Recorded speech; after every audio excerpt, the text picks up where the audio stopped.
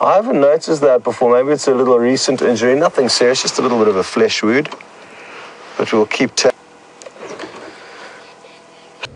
down their sides.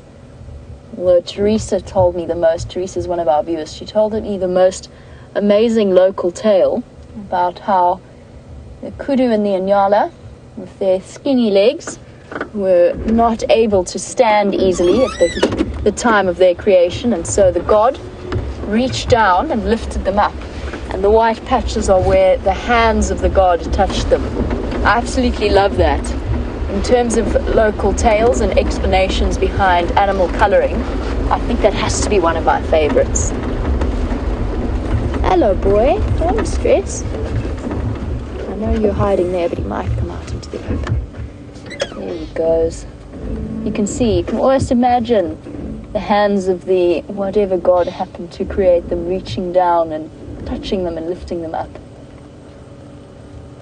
It's a stunning tale. Oh, I was on my way to collect that buffalo skull for Monique's question, but a kudu is one of the antelope where you can actually slide the sheath, the keratin sheath, off the horns itself, if you ever happen to find a kudu skull.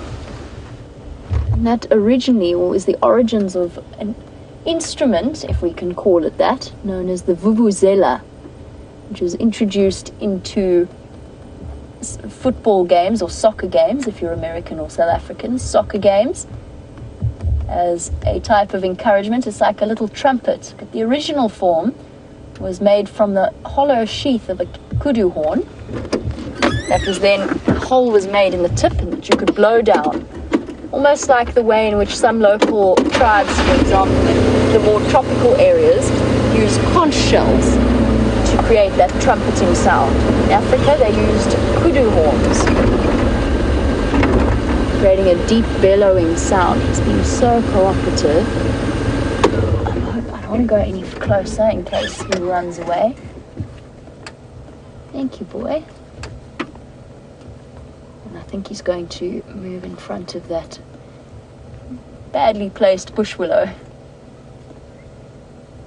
There's also a rumour when he tilts his head back like that. Now those horns, just imagine racing through the bush with those horns and the weight of them and having to tilt their heads back to be able to get under the trees and the bushes as they escape from any kind of predator. And there was this rumor that kudu had hollow horns with a hole at the tip, and when they tilted their heads back like this, they could roll their eyes into the back of their skulls and look through their horns to look back at a predator chasing them.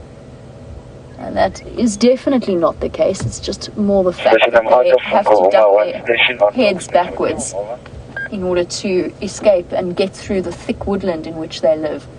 So it's one of those interesting evolutionary tactics. For the males, they need those horns. Look at those spectacular spirals. That's not often a perspective that you get to see of a kudu horn. Look how much more spiraled the one on the right appears to be than the one on the left.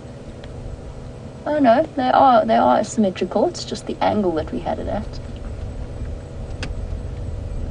That's magnificent. But yes, in the thick vegetation, kudu horns like this are actually a disadvantage. So the females don't have them, but the males do, as a way of competing with other males for the attention of the ladies. Not uncommon for kudu to actually, two bulls of this size, to get embroiled in a fight and to wrap those horns around each other and actually get stuck. And now, looking at it from this perspective, you can understand how that would occur. Linking together, and then obviously they don't know exactly how to work together to untwist themselves. And it's not uncommon for kudu bulls to die in that manner, trapped together. Just have a look at the width of his neck. Kudu always have those long, graceful necks, but the males have to have incredible muscular power to carry the weight of those horns. He is glorious.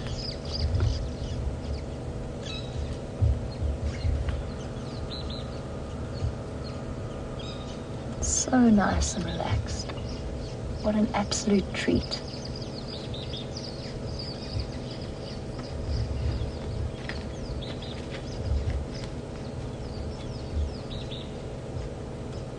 definitely, I think, would win the bush, what would we call it? If we ever had a pageant or a beauty contest, I think that a kuru would be a definitely high contender.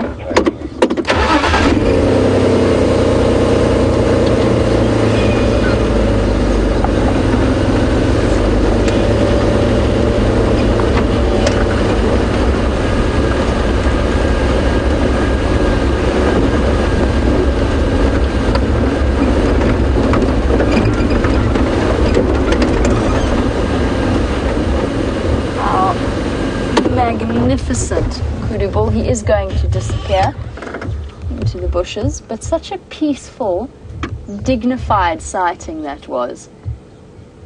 At the deer around her, and she apparently was thinking of her friends in Africa and wondering a little bit about us as well as her Wild Earth Safari family. I was wondering, is it a bit more restrictive in terms of being out in the African bush, because you can't really go for a nocturnal walk out here. And Christine was wondering, when we go to other cities, do we ever find that sort of lingering sense of unease or looking back over our shoulder? Christine, look, I'm South African, so looking over our shoulder and a lingering sense of unease in a city is a fairly standard response, to be completely honest. Probably more sensible than feeling uneasy in the bush. But Christine, what I find when I go back home into the city, or go back to visit my parents in the city, because this is now very much my home, what happens to me is it's not so much a sense of unease or looking over my shoulder, as I have to do now to reverse, so give me for 1 second. But what I find is I almost get overstimulated in terms of particularly the sounds that the city produces. Now, as bush people, we never switch off that observation sense. You're constantly, even if you're just driving, for example, to the gate to pick something up, or you're driving from home to the camp, or whatever we happen to be doing, that sense of observation is constantly going. Whenever we're sitting outside, there's a part of our brain that is listening all the time to whatever sounds the bush happens to be producing. And you listen to the bird calls, and even if you're having a conversation, part of you is working out what bird is calling or what frog is calling, testing ourselves and our knowledge and our observation skills all the time.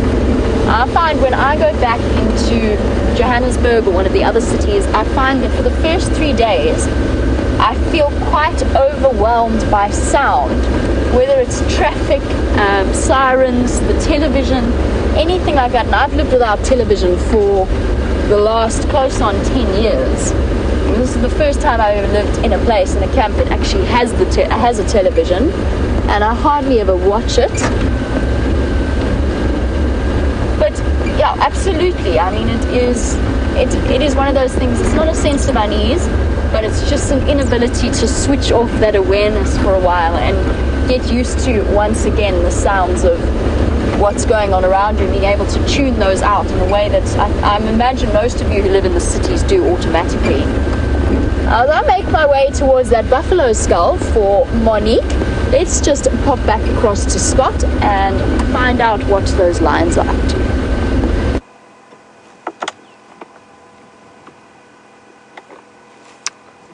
Okay, well, as you all can see, not too much has changed here. Still 5 sleepy lioness. And Ryan and Jack, you'll be very happy to hear that Brian and I cannot sit here patiently any longer. We have exhausted our patience resources, and we'll be heading off to do a quick 10-minute loop. And apologies for contradicting myself earlier, but there is a method to our plan here that we are justifying our lack of patience with, and that is that we are going to drive around the block that encompasses these lions, so the roads that will encompass this block that the lions are in the hope that we'll maybe find some possible prey. And even though that makes no difference to whether or not the lions will catch them, at least we will know whether or not anything is nearby. There is also Sydney's waterhole, which is close to us, and maybe there'll be some animals drinking there. It's a beautiful view overlooking it, and I think it's safe that a 10-minute gamble is one we can handle. So, start your stopwatches. It's, according to my watch, about just before 10 to 6. There we go. So we've got until just after 6 o'clock to get back. Let's let the Ferrari safari begin. Oh, let me just find my mobilizer. There we go. Very good. Please do not catch or kill anything while we are gone. Otherwise, I will be in deep trouble.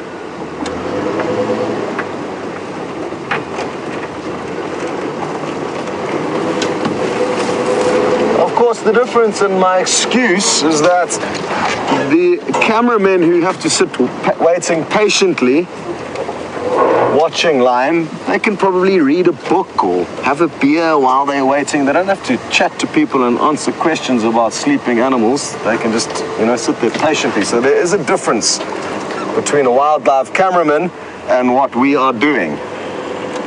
And to make a sleeping lion entertaining for 3 hours requires, I don't know, some skills that I have yet to discover. All right, here we go. The sun's poking out a little bit, so we're going to get some beautiful views.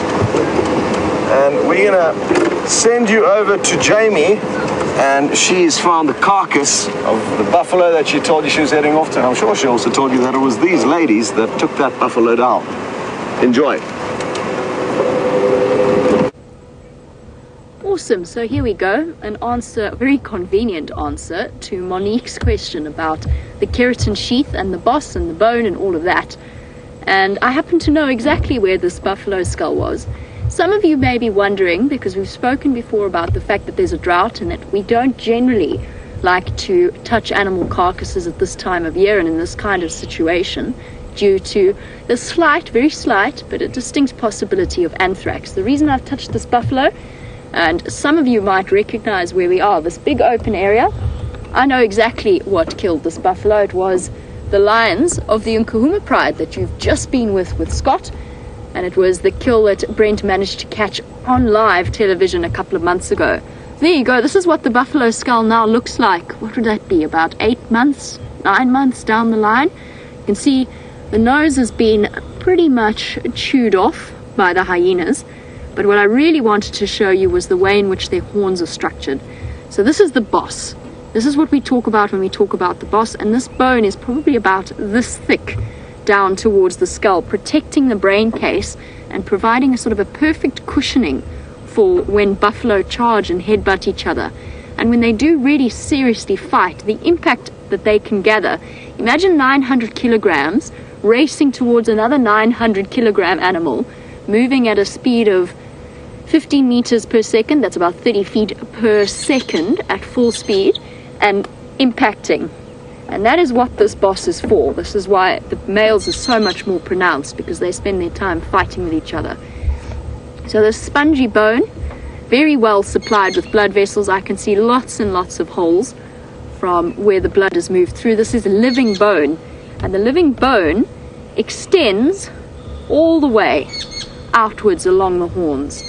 But what's nice about this particular example, and the fact that we can see it so clearly, is as it started to get older, the keratin sheath, as it's dried, has pulled back slightly, and you can really clearly see where it meets the head. So Monique, usually this part would be covered with flesh, soft flesh and skin, so in that sense you are correct. The boss is pretty much entirely bone, but this is where the keratin sheath starts and continues all the way up around. It's the most amazing, fascinating material, and I'm actually getting distracted while I'm looking at it, forgetting what I was going to say because I'm so fascinated by what we're looking at. But this is the keratin sheath, that the bone does extend all the way to the end of the horns, so that will be covered in a layer of about this thick all the way through. So this keratin layer, it's been slightly chewed on by hyenas, but not much. And you can see the areas where that keratin sheath has broken down. If I tilt it ever so slightly, it's surprisingly heavy. You could see the places where the keratin has become sort of gnarled and broken down, as we often see with the buffalo. And then what I want to do now, try and think the way through this, is just show you what it looks like underneath. I think I have to turn it around. As I said, it's a surprisingly hefty thing. Oh, this is quite a macabre view. If we look at underneath the horn where the axis joint is that joins the neck to the skull, and then underneath you can see where the keratin sheath ends a little bit further along the horns, or begins, depending on how you look at it. But you really get to get an idea of how it's layered all the way around. And when a buffalo breaks its horn, it would be something that is incredibly painful for it, because as I said, it's living bone. It's an injury that does bleed, particularly the closer you get towards the boss or towards the core stump. You really get an idea of the size and the perspective of just how big a buffalo bull is. This was not the largest one, but compared to me, look, I'm not the biggest person in the world, but just compared to me, this would be a terrifying view if it were a charging buffalo at this distance. I don't think it's something I ever want to encounter in my life. I have had a few tree climbing incidents. And then, of course, you've got the lovely knobbled joint around here. Ooh. And the face and the nasal cavities. Since we've got this perspective and I've got the skull out, I don't want to scratch Jigger's bonnet, but you can see how complex the nasal cavity is in the opening. Can you see that from there, Dave? Perfect, thank you. And all of that olfactory sense. Remember how I said earlier today what a keen sense of smell the buffalo has? And if can I climb onto Jigger like this? I suppose I can. Probably the easiest way of doing things. The organ of Jacobson. So when we talk about the animal's phlegm and grimacing, where they pull their top lip up and draw the scent into that organ of Jacobson, or the vomeronasal nasal organ that sits at the top of their mouth. It sits just on the top of the palate over here. So it links up completely with the sinuses through here. And then last thing, you can just have a look at the condition of the teeth. Surprisingly sharp molars for an animal of this nature that essentially is entirely grass-based. This was an old buffalo. By the way that the teeth have worn down or cracked and damaged, and the fact that this keratin horn sheath. Oh, and one more thing to show you before I return it to the bush. I was going to bring this up before, and then I said you'd have to just wait and see. If we zoom in, how am I going to do this? I think this is probably the best. Have a look at this. This is what is going to be responsible for the final breakdown of this keratin sheath. This is what's known as a horn moth, and it's in fact the larva, or the larvae, of the horn moth that are capable of utilizing and breaking down both keratin and bone. And in the next few months, in the next few years, you'll find that this entire sheath could well be covered in the little tunnels that the larvae make as they break down the bone. And already just looking at it, funnel web spiders have moved in. There's not one single piece of meat really left on this buffalo skull. All right, boy. Thank you. In your death, you have been exceptionally educational. Now going to return him. He probably weighs, this skull alone, to guess at, I would say, I'm trying to think of a good comparison. Probably weighs about 15 odd kilograms, 12 to 15 odd kilograms, which is about 25 to 30 pounds. Here we go. He can live out his days, or the skull can live out its days for the rest of the time, providing some food sources for the larvae of the horn moths, and a nice little home for it. I noticed a funnel web spider in there as well. So even, it just goes to show how, I'm tangling myself up here.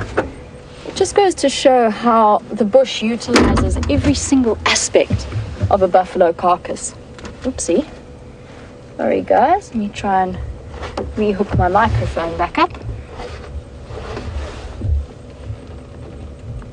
And the evening slowly drawing to a close.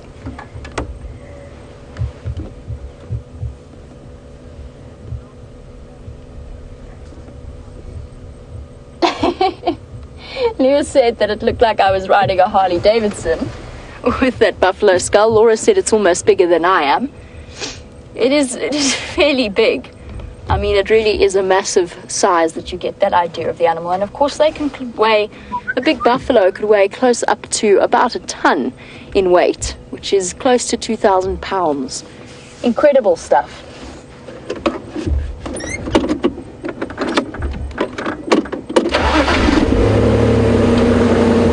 So there you go, Ruth watching in New Jersey, and Mike were wondering a little bit about what a buffalo weighs. And for both of you, okay, when I said that it could weigh close to a ton, that's quite a big buffalo bull. That's a huge buffalo bull. The average is probably around 600, 700 kilograms for an average buffalo, an adult average buffalo. Females, of course, much smaller than the males. And it's really only those big buffalo bulls, those Duggar boys, that reach those enormous sizes. The 600 kilograms, 700 kilograms, between 1,200 to 1,400 pounds, give or take roughly. My conversions are not necessarily spot on, but it gives you a rough idea. James Taylor had the same idea, or the same thought I did, which was to mount the buffalo skull on Jigger. It's an interesting thought, James Taylor. I've thought about it. I think, though, maybe not the image we should be going for. Quite a macabre image. What a beautiful evening.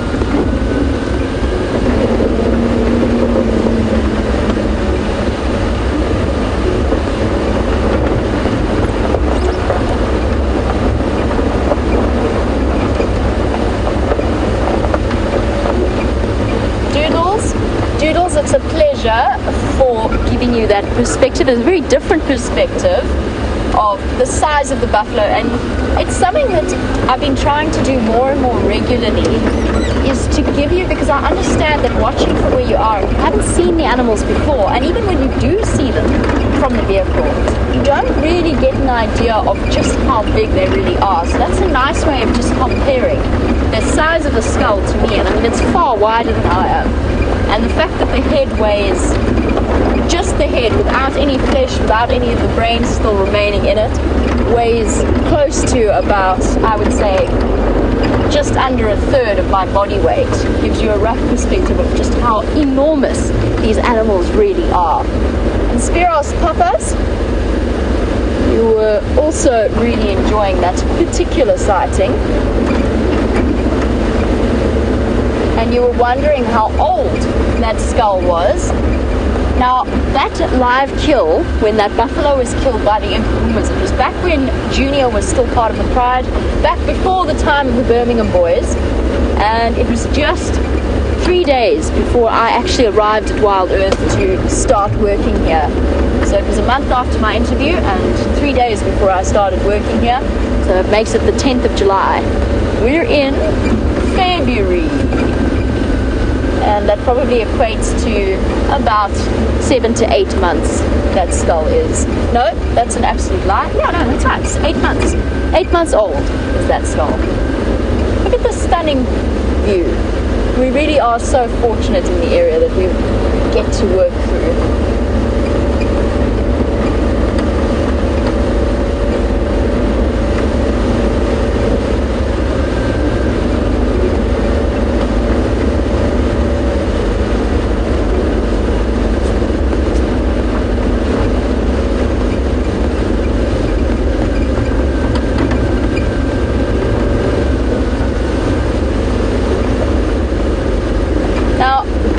Monique, who is watching in London, and Monique is wondering a little bit about rhino horn, and she said, can I ask about it, or is it a no-no?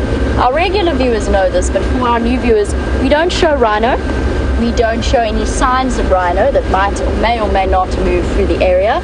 The reason we do that is, although it would not necessarily automatically mean that that rhino would be in danger of being poached, first of all, it's a statement from our side. Second of all, we don't want to increase the risk, even if it's an infinitesimal amount of that rhino, making it a bit easier. We know that poaching is a huge organization, it's got huge finances, and people have access and do patrol social media. So I would encourage you, even when you're putting up your photos on Facebook if you've visited the Kruger, if you are going to do that, please be really careful you don't have geotagging on your phones or on your cameras, and don't specify where you saw that animal. Most people know that, but just a quick reminder. Monique, to finish that question off very carefully, you are absolutely correct. You were saying interesting that buffalo and antelope have the same horn structure with the bone underneath. Rhino is, you are absolutely correct, rhino is completely different. It is entirely keratin, which is what makes that poaching issue so very frustrating. The use of them in traditional medicines, they have absolutely no value. You might as well go and chew your hair or your fingernails for all the good it will do you. No bone structure to rhino horn, but it does dip below the surface of the face. So there's a little bit more that grows underneath where that horn pops out. We generally don't try to stay too long on the topic of rhino horn, but I just thought I'd give you a little bit of background to that. My next plan of action after a visit to that buffalo skull was to go and see if there's any sign of, or to see whether or not those tracks that Scott found were of Tingana crossing to Buffelshoek, or if he's still in the area. And while I do that, let's find out what those buffalo killing Nkuhumas are up to.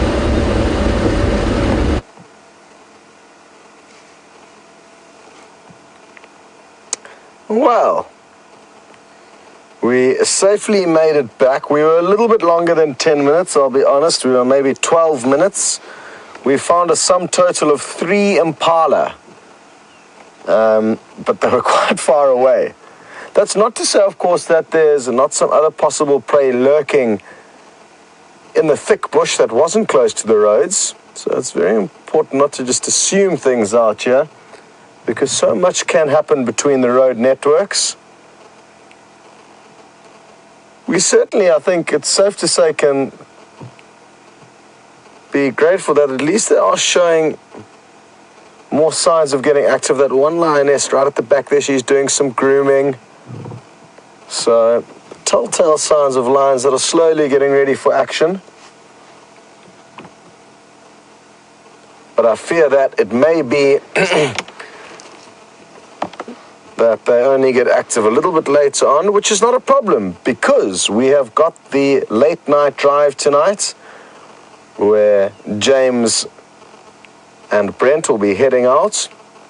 I think James is going to be on the vehicle with the regular camera, using the spotlights, and Brent is going to be on the other vehicle with a high ISO camera that's got very good nocturnal capabilities. We're still, beginning to understand that camera and how best to make it work. We also need to hope that the clouds that are around dissipates, and it does look like they are, Brian. Things are looking better than they were before, but there is a thin layer of clouds that is going to kind of diffuse the moon as it's diffusing the sun now, that you can see. But let's hope that the cloud cover does continue to thin out. It's definitely looking better than it did earlier, so that full moon will help the high ISO camera. But that is the good news. There is going to be a drive later on this evening at around 8 o'clock. So 1 hour after this safari finishes, Brent and James are going to be going out. Not sure for how long. They're just going to go out and see what happens and do a few tests on the new camera and see what they can find.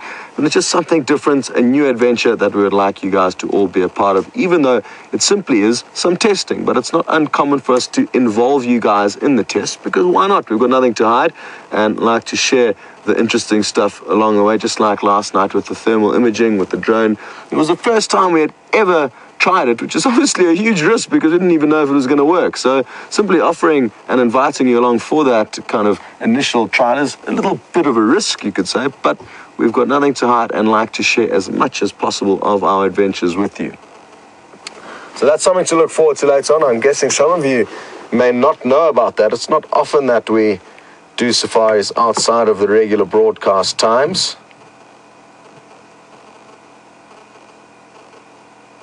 Look at all the lion's ears twitching, keeping the flies at bay.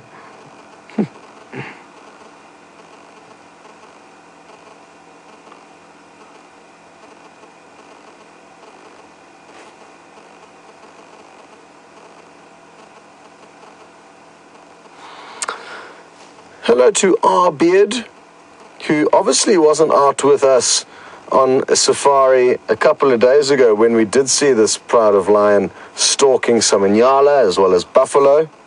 I think that was only 3 or 4 days ago. R. Beard, it's great to have you with us.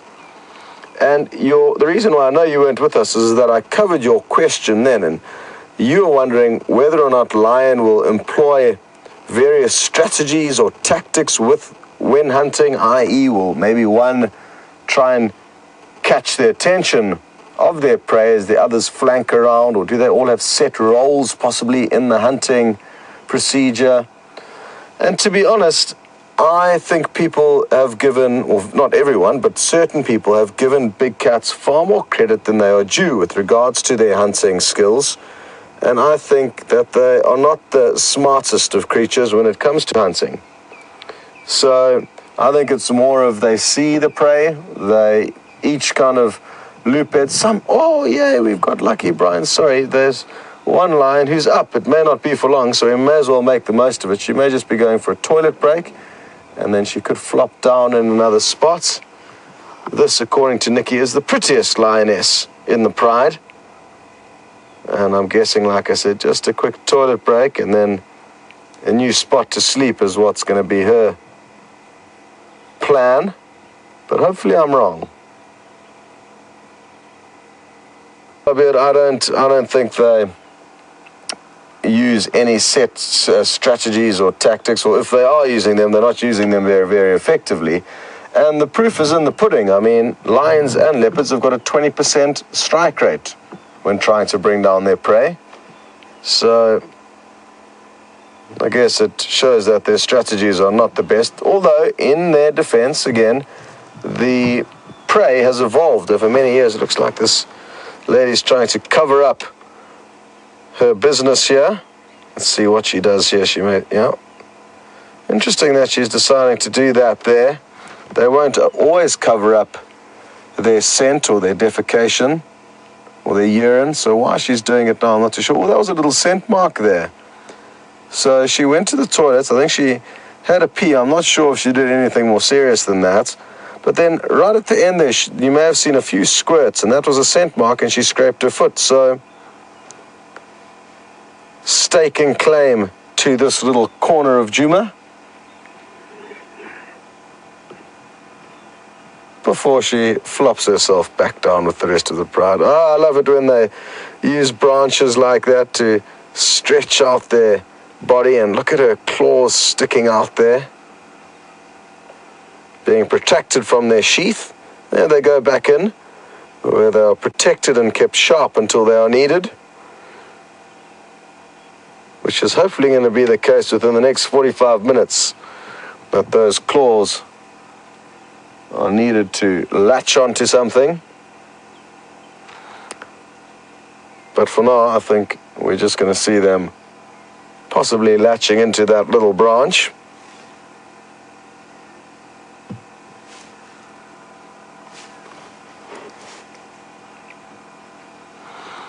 Another thing that I always wonder about, shh, everyone listen.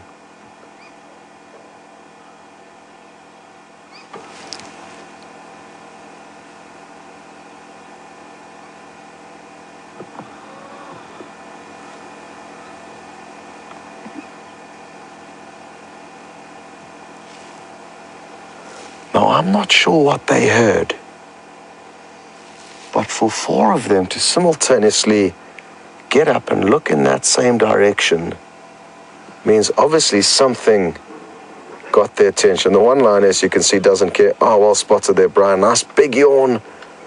Perfect white teeth. She's one of the younger lioness. You can tell from the state of her teeth.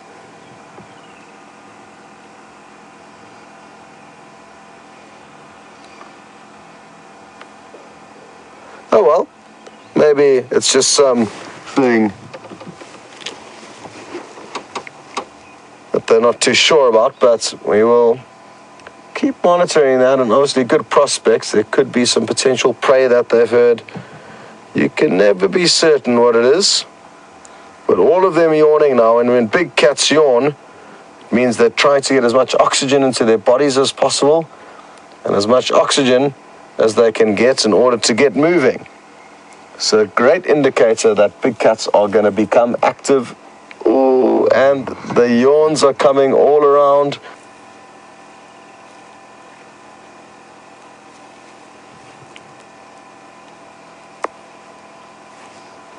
Hey Joel, in New York, when the youngsters approach, it was a much older lioness. You'll see she's missing her one tooth. Oh no, it was such a small, funny yawn that we couldn't see it.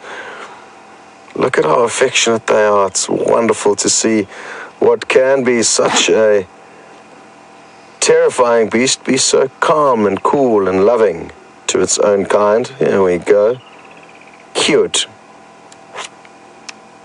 Sorry, Joel. Back to your question regarding lions being curious about any interest in food on our vehicles. Of course, a raw rump steak, not cooked, would be an exciting prospect for lion. I once had a guest who was sick on a vehicle and vomited off the back, and the lion showed some interest in that. That was an awkward scenario to be in. Horrible memories. Anyway, that's the only time, Joel, that I can think of that lions have showed any interest in human food, albeit regurgitated. Oh my gosh, that sends shivers down my spine. It was so horrible. The one guest, it was 3 different couples on the vehicle, and the one couple was a particularly difficult couple that the other 2 couples didn't get along with. And it was the one partner from that couple that was vomiting. So there was no pity felt by the other guests. They wanted to stay with the lions, which were on the move. But obviously I had to try and tend to this sickly guest who was vomiting off the back of the vehicle. And then the lions came up, and then the lady nearly had a heart attack. Oh. It was also early on in my guiding career, so I wasn't very experienced. Didn't know what to do with myself. Yeah, the pride. It was in the western section of the Sabi Sands. Oh, it must come back to me. They're still around. Anyway, it slipped my mind. But in the western section of the Sabi Sands, look at all the ladies. Looks like it's manicure time. Tending to the nails, at least that vicinity of their body. And I'm happy. You guys get ready, make yourselves look good, and let's go out and hit the town.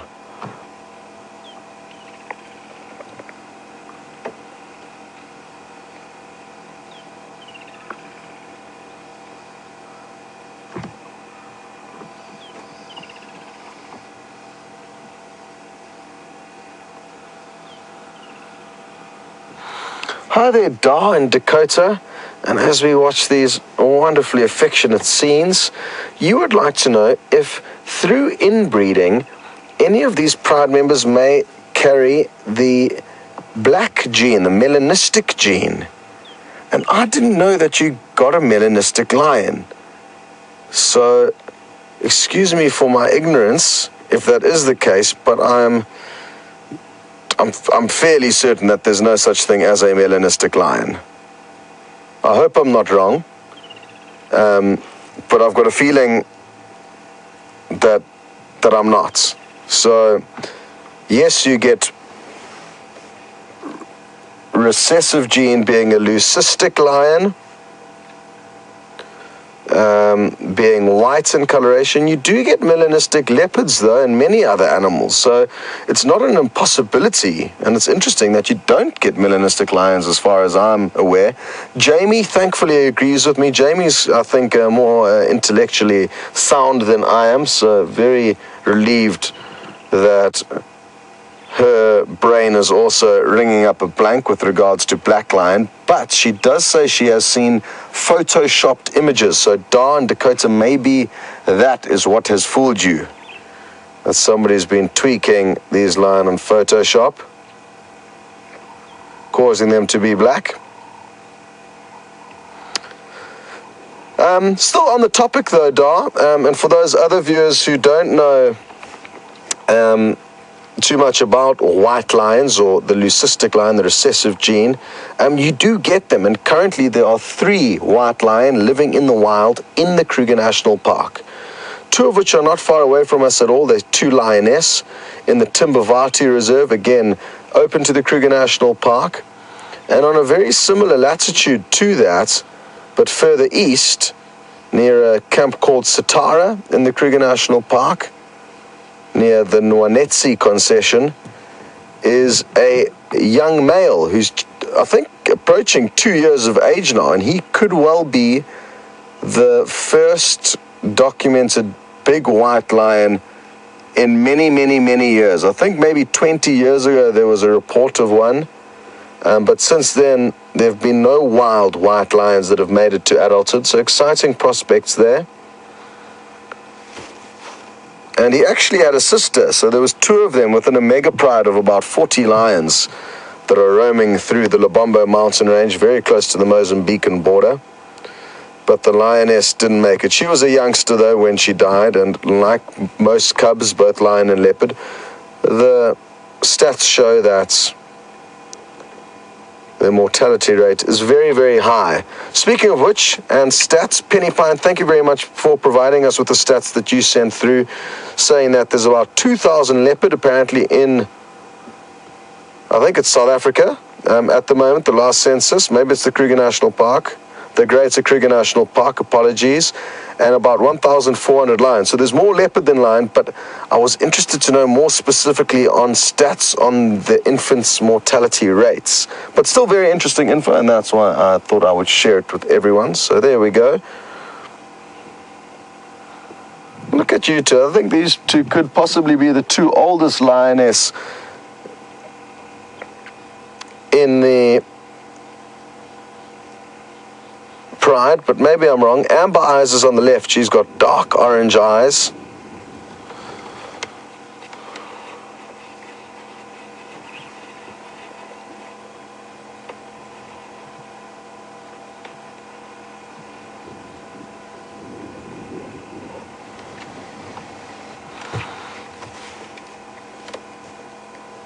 Ginny in Texas, you can see this one lioness nibbling off the ticks, or at least attempting to, and you'd like to know if they feed on them and eat them, and yes, they do. As far as I'm aware, they swallow them. I've never seen them spit out a tick that they've plucked off. I wonder how much hair and how much pinching gets done as they try and do it. I mean, it can't be easy plucking a tick off with your teeth. There as the light is fading quite fast as the sun is setting behind the horizon.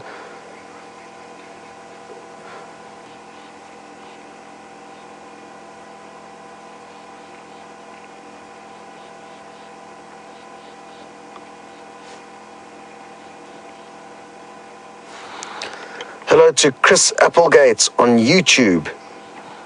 And you've called this group of lion a pack of lion. I just want to gently correct you there. And packs are usually used for dogs and prides for lion. So you wouldn't call a pride of lion a pack of lions, to be grammatically correct. And you would like to know if any of them have set specific roles within the pride.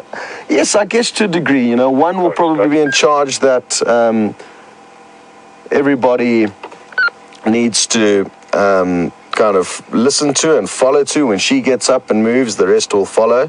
But no major set roles and responsibilities other than that. The crowd are still in the same place, no changes, just myself here.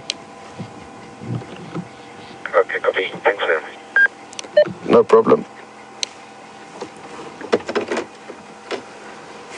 Apologies, I just wanted to get on the radio to Abel there, who was calling me for a quick update. And I think he may be coming to rejoin us.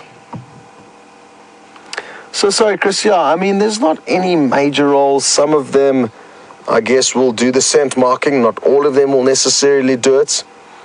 But because we don't spend every minute of the day with these cats, we don't know, you know, we don't know enough about who's doing what, especially at the moment. The last few months have been kind of turmoil with regard to lion sightings and lion dynamics, because in around kind of September, August last year, I guess, maybe even a bit earlier than that, the Matimba male lions came through. The Birmingham male lions came through. A coalition of 5 marauding young males looking to prove a point and establish a territory. And that is exactly what they did. They killed 3 lionesses from this pride, possibly a 4th, possibly junior as well, but that's not confirmed, just mere speculation.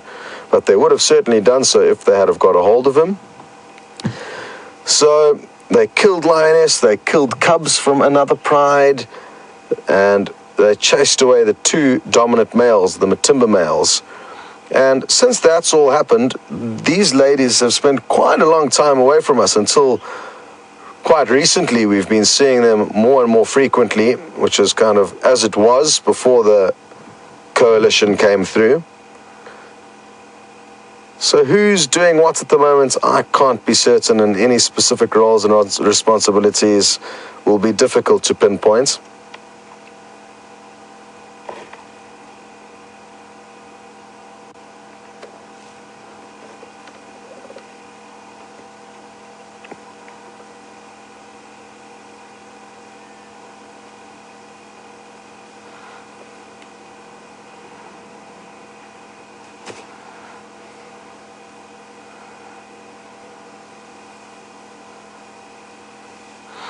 Well, thanks very much for your help, Tony, as well as Karen, trying to work out which prides of lion I've been talking about, one of which was the pride of lion that was subjected to the human regurgitation.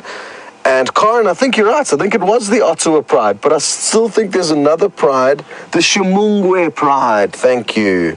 Your Ottawa pride helped lead me towards the Shimungwe pride. It's the Shimungwes, which we've actually, I think, seen once or twice here, or at least a portion of their pride. So it was the Shimungwe pride that was following us in the western section with that awkward scenario I had with my guests vomiting off the vehicle. And Tony, you've mentioned another pride, the Belele pride, or I can't pronounce it very well, in the Timbavati with those white lion. The Sobelele, I don't think Nikki's doing the greatest job in reading it to me. So I'm going to drop her, and it's a pronunciation of Shangaan words can not be the best. She spelled it to me now, but I can't listen to her. So anyway, Tony, it's the lions prides with the white lions within them. The one pride is the giraffe pride in the Timbavati. That's what they're called.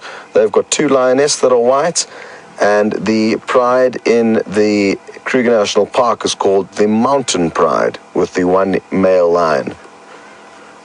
And I think there was a documentary not too long ago that some of you may have remembered watching called Lion Army. I can't remember what channel it aired on, but that was on the mountain pride. At that stage, there weren't any white lions in it, but now there are. Great. Well, it appears like all the excitement and all the yawning and all the possibilities of these ladies getting ready to go and catch some dinner has diffused, and they've gone back to bed. They've hit the snooze button, and you'll be glad to know, though, that Jamie has found you guys some action. So we're going to send you across to her vehicle, and you're in for a treat.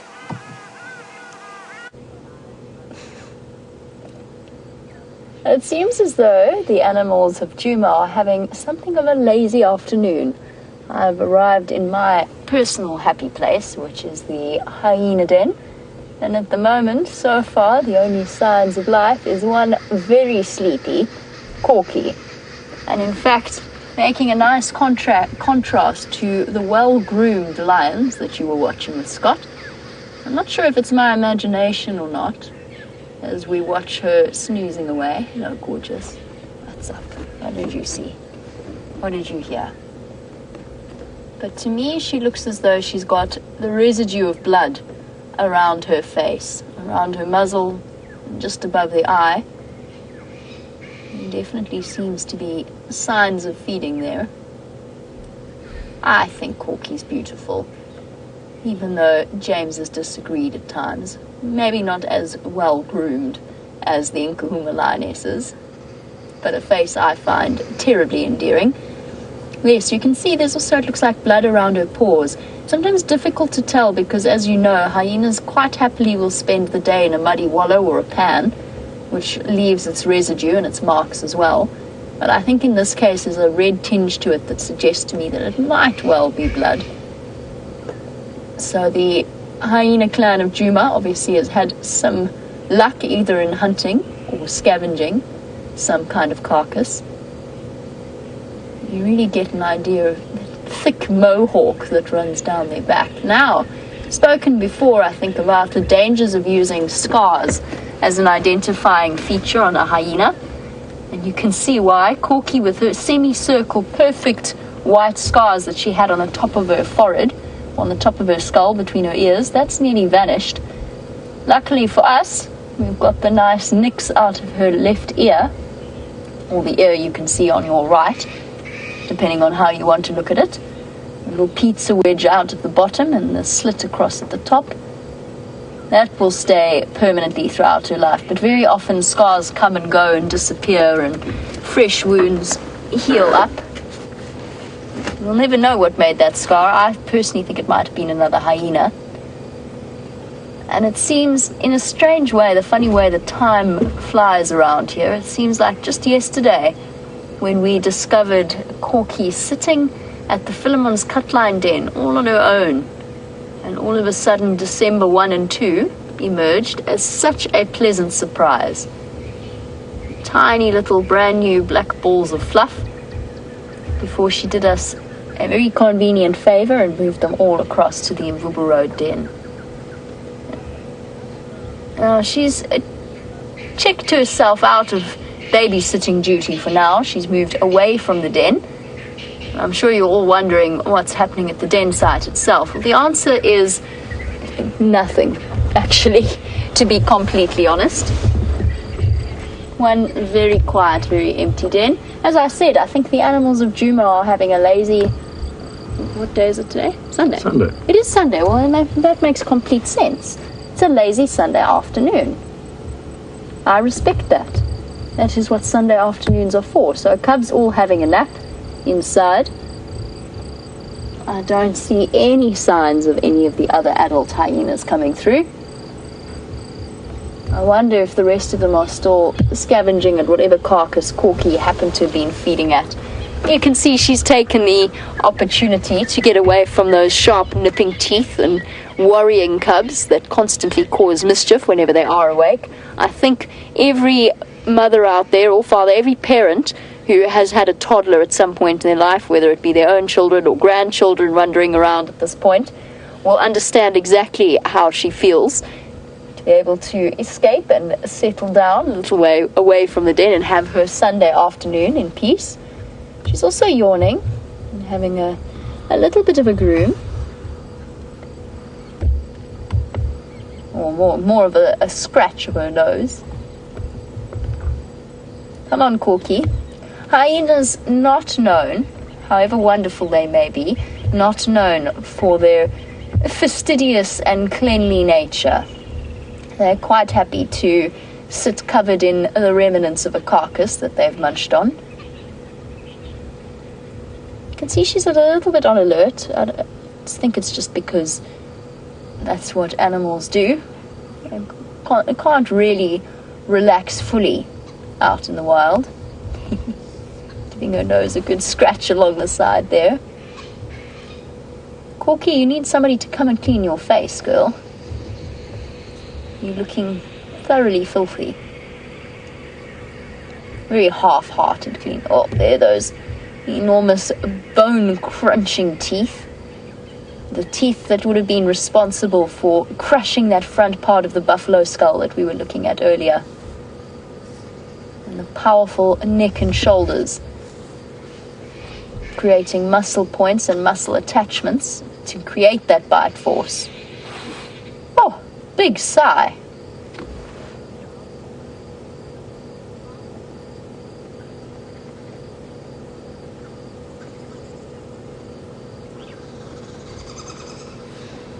As I said, not the cleanliest of animals, and certainly, as with the lions, will be covered in...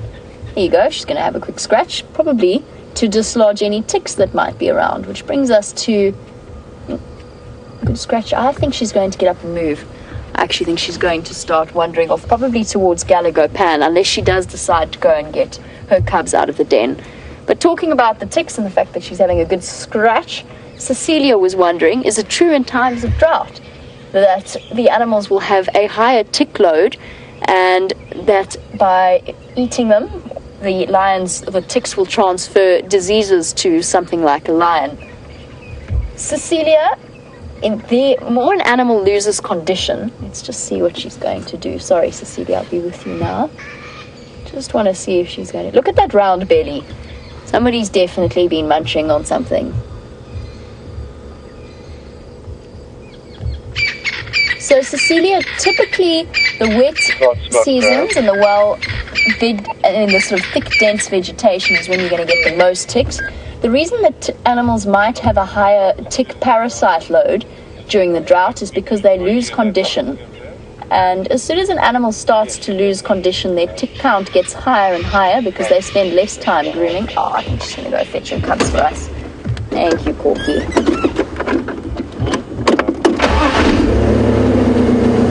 It's touch and go, 50-50 whether she was going to walk off or go to the entrance to the den. And Cecilia, in terms of transferring disease, most of the animals have a fairly high resistance to the diseases that ticks, the rickettsia bacteria that ticks carry in this particular area. So it's not really going to cause the lions any more difficulty. In fact, the ticks, in terms of targeting the prey species, let's see if she's going to call. I'll just be quiet for a second. There you go. I don't know if you can hear that. It's the most amazing low rumble. Oh. That was a very soft contact call. Here we go. Instant response. Hello. Dinner time for one of the Decembers. Let's see if the second one decides to come out before I reposition. Look at those faces. There we go. Here comes number 2. And a third, just for fun. Oh, it's November that came out there. A slightly bigger cub. Not for you though, girl. Boy, sorry. November, it's probably a boy. It's not your mommy. Interestingly, unlike the lions that you're looking at with Scott. Oh, hello. There's another little face emerging. Madam's cubs, the January cubs getting brave as well on the left there.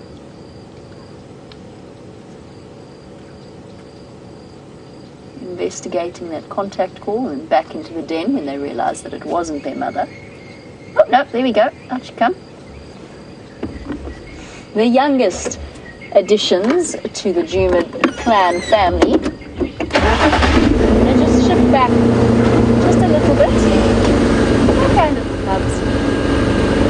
Let's see how our view is from here. Hello.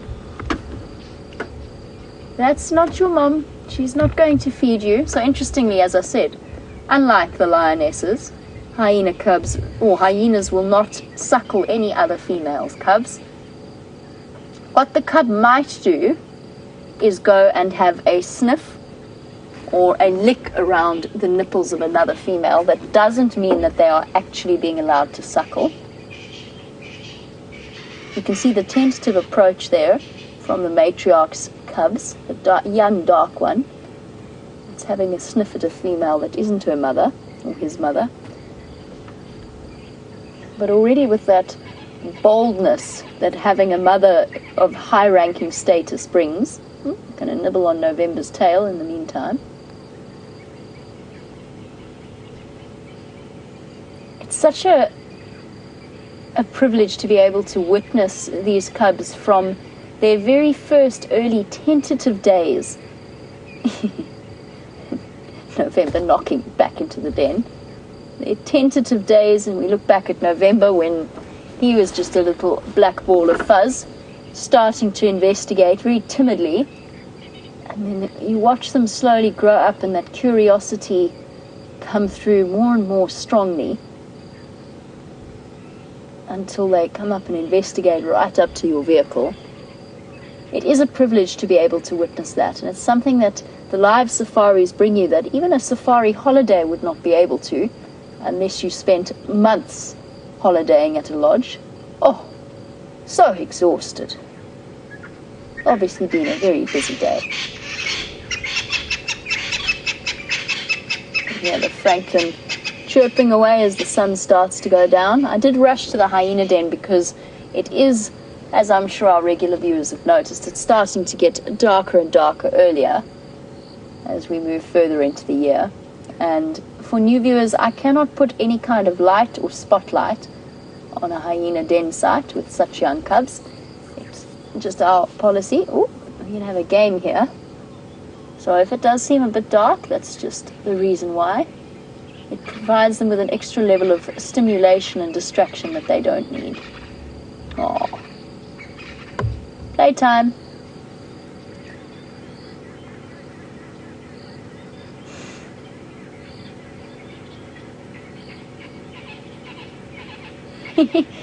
December twins warring for access to nipples at the back there. The January cub climbing all over November, now wanting to get in on that action. Now what I'm going to say next is pure supposition, and I'm saying it tentatively. The fact that this hyena cub, the youngest one, the little black cub, the January cub, is out whilst its twin sibling isn't, could be an indication that it is a female. Females are slightly bolder than the male cubs tend to be, and that of course is hyena society down to a T. Males are smaller and completely submissive to the females.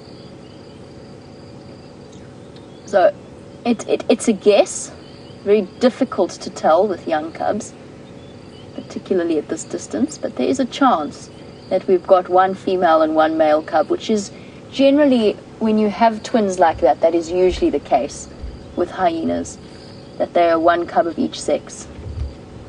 Corky, are you done already? You went and dragged your cubs out for a very brief feed. Oh, we've now got a pile of cubs off to the right. Cousins and siblings playing with each other. And watching Corky retreat. Let's see how bold they decide to become. Come on, you little monsters.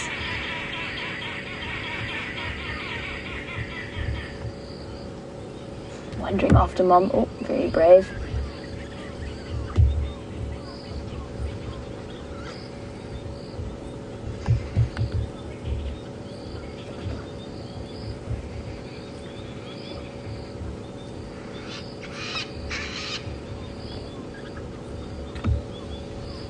And making little squealing biggie sizing sounds, squealing bigging sounds. I'm not even sure what word just came out of my mouth, but I'm pretty sure it was a made-up one.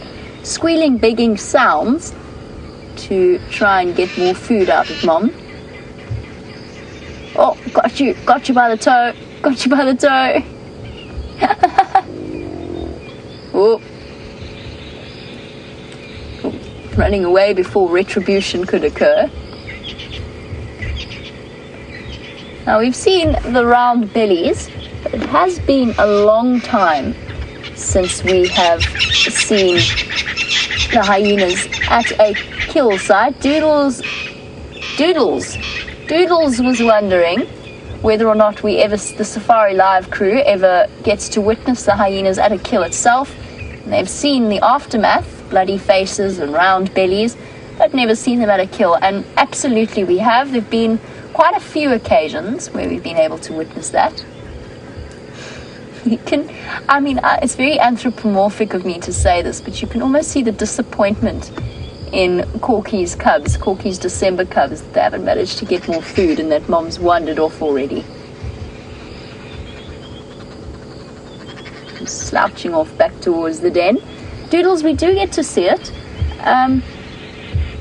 Generally, there's a difference in the different areas between how often a hyena scavenges versus hunts, and quite frequently we miss those opportunities to witness hyenas going to finish off the remains of something like a lion kill, because it happens very much in the middle of the night once the lions have decided to move off a kill like that. Generally, because there's so much access to food here for these hyenas, they don't risk tackling the lions of the area. It's not worth it. It's worth just waiting for the opportunity. Now, hopefully, Doodles, it's going to be one of those things that we'll be able to see more and more frequently as we go into night drives and perfect our technique and work and practice. So don't forget to join us, for example, for this evening's practice drive. There's a practice run, so things might go wrong. Things will have to be changed and practiced and played with. But it will give us opportunities more and more frequently to witness scenes like that. And the rest of the cubs, I think, have disappeared into the den. The December twins wandering around the back. I think for us, it is a little bit dark, and I think it's time for us to leave the hyena den. I just had to pop up. I was desperate for an update as to what was happening, as I said, in my happy place. So while I leave the hyena den and the hyena cubs to their mischief, again, something else we would be able to see, to be able to sit and watch this hyena den in the dark without putting any lights on them. Imagine all of the awesome interaction that we could get to see. None of us know what happens at this den site overnight. But while I leave them for now, as the sun starts to disappear down behind the horizon, let's find out what Scott's Lionesses are up to.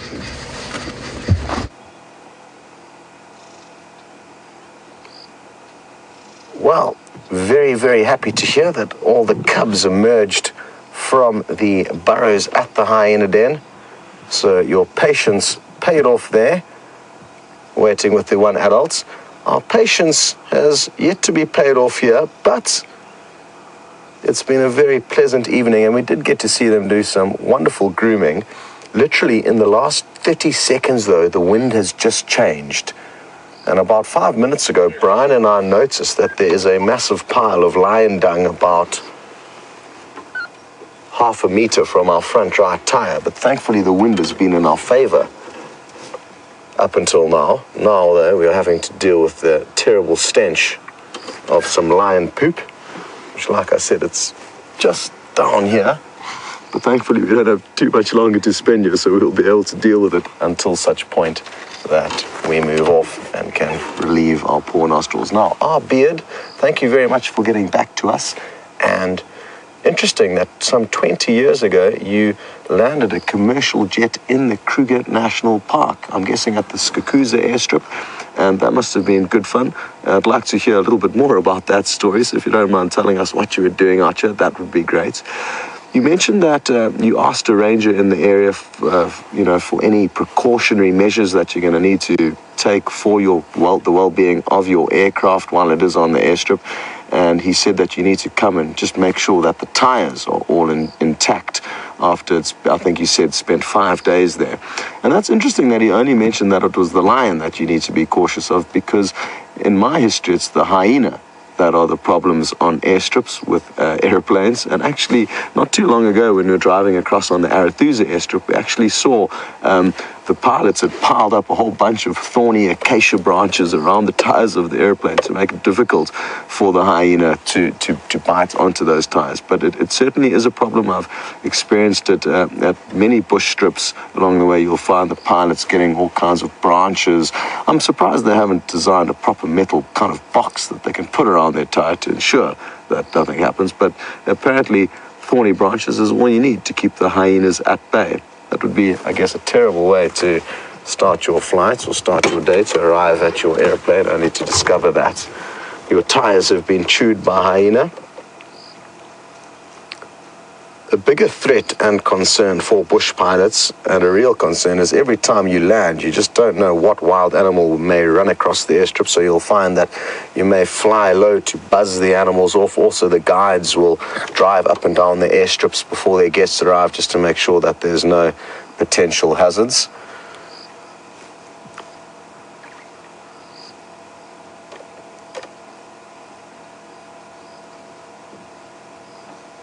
Sean on YouTube. You would like to know if they hunt more at night than during the day, and I think in this area of Africa that's definitely the case.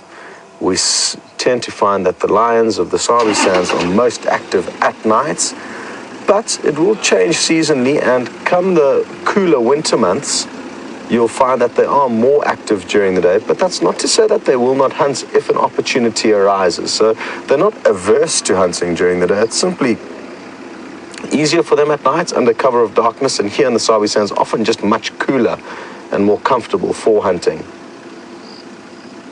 Having said that though, Brent had an incredible sighting of the same pride of lions taking down a buffalo in the evening with full light up in the sky. No artificial light was needed, and that was certainly one of the best hunting moments we've captured since we've been here. Leopards, on the other hand, while we're on the topic of hunting, will be a lot more inclined to move during the day in this area. So even though it's very hot, we tend to find that leopards can handle moving in the heat much more than lions do. So they will be more likely to catch something during the day than a lion would, I guess.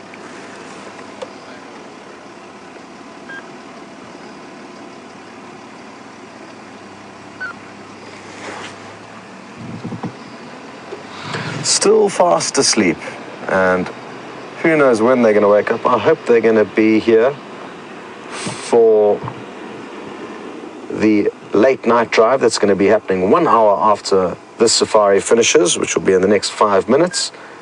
And we always hope that lions are going to get up, but now it's kind of the contrary. We want them to stay put until Brent gets here with that night vision camera. Well, not night vision camera, camera with better night vision capabilities or nocturnal capabilities.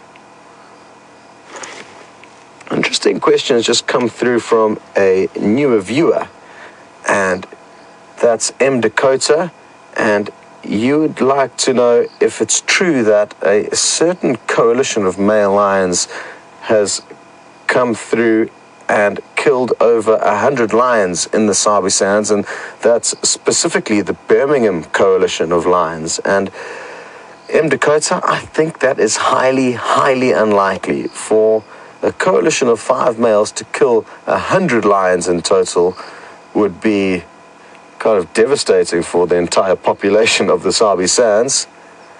Possibly another coalition, but even then, I just think 100 lion is just too many to kill, and there's probably only 100 lion in the entire Sabi Sands, so it would have left them with no mates and no future, really, just the 5 of them running around together. So even other coalitions I don't think would have killed that many.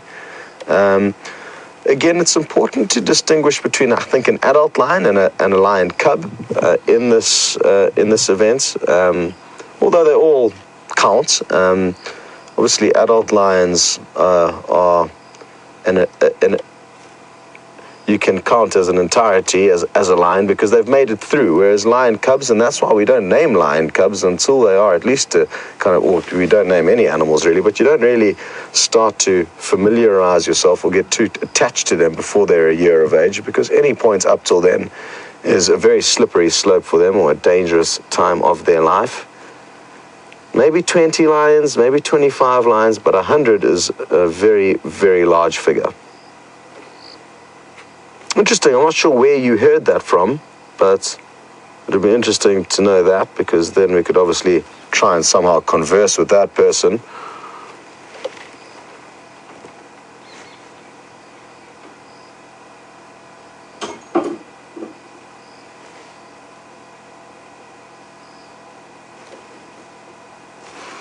PK in Iowa. You are wondering, because of the Birmingham Coalition's inexperience with mating and having cubs with lioness, that there could be a possibility that they may kill their first offspring just because they're confused and they don't actually know that they're theirs. I guess there is a slim chance that that would happen, but I'm inclined to think otherwise. Even though bizarre things do happen out here, like I say, and anything is possible, I don't think that is going to be the case, and I haven't really heard of any cases like that happening in the past, so that's what's leaning me towards them not doing that. On the topic of male lions, a couple of you said that Junior the young male that used to move with this pride, who was born to this pride, was seen on a road in the Kruger National Park called the H12. We've tried to work out where exactly in the Kruger Park the H12 is, and we haven't been able to pinpoint that, and we would like to know where that is, because it would be interesting, firstly, to know how far away it is from here. Gerda and MK in Houston, you guys are the ones that said that you had seen him. And I would just like to know, how on earth do you know that it's him and just not another young male lion that looks like him? So maybe there was very, very telltale marks or a scar that you know. If you can confirm 120% that it was him, it'll be a fascinating fact. But I'm just concerned as to how you can be certain that it was him. There's so many young male lions moving through the Kruger National Park that all, to me, look very similar. So let us know more about that. And also, please, if possible, can you let us know where the H12 is? And then we can all get involved and debate the reality of it, in fact, being him. He hasn't been seen in the Sabi Sands, as far as we're aware, for quite some time now. So it'll be nice to try and get to the bottom of that. We're going to send you back to Jamie quickly. She would like to say goodbye to you, and we're going to be waiting here with the lion for your return.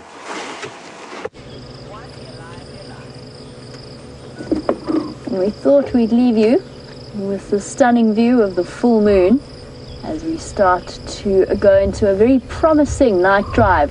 So join us again in an hour once we've got time to set everything up. I'm going to race back to camp and get the Mahindra and go and sit with those lions. But another extraordinary evening. A big thank you to Dave for all of his fantastic camera work, as well as to the lovely ladies in Final Control, and for all of you for your questions and comments. I hope you have a wonderful day and that you will be joining us for our evening drive a little bit later. I'm going to say farewell for now, and I'll catch up with you tomorrow for the sunset safari. Cheers, guys.